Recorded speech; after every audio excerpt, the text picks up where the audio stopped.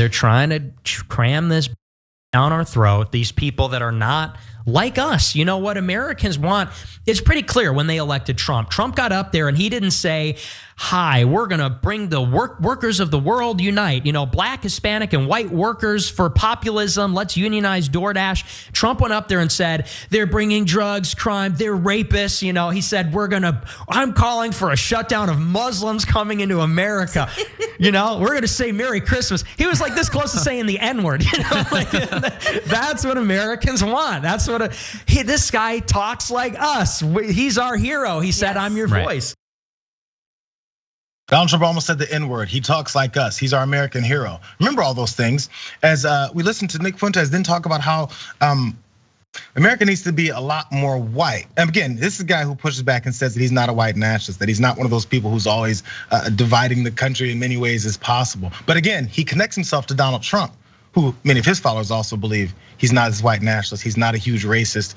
But every time you follow people who point it out, don't listen to me, listen to Nick Fuentes. He just said, Donald Trump is my guy, he's my hero. So if you would like Nick Fuentes to be in office, you'd probably also like Donald Trump to be in office, am I right? Either way it goes, let's watch more from Nick Fuentes. America's gonna be majority minority by 2042. And the country's gonna be minority white.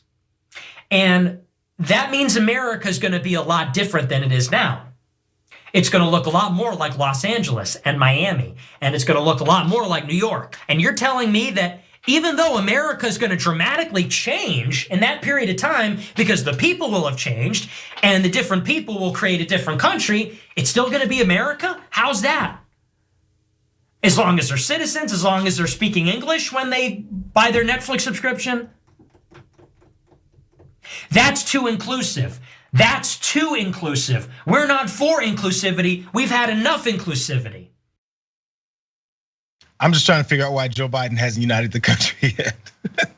So yeah, it's if we have too much diversity throughout our country, it's gonna look like LA, New York, Miami, those places that everyone across the country likes to go visit and hang out at and be like, oh, I can't wait to get to LA. It's gonna be so dope because there's an energy there. There's a diversity there. There's people who've helped build it a certain way. So stay the hell out of all those cities that you guys hate so much. People move here all the time like, oh man, nasty LA. I can't believe you guys have all these damn immigrants here. Where do I sign up? How do I get in here? Hey, I'd like to be a star. That's the way people think. That's the way they act on these things. So he'll say this type of stuff. Again, next time you wonder why someone says Donald Trump is a racist, ask Nick Fuentes, because he just laid it out perfectly for you.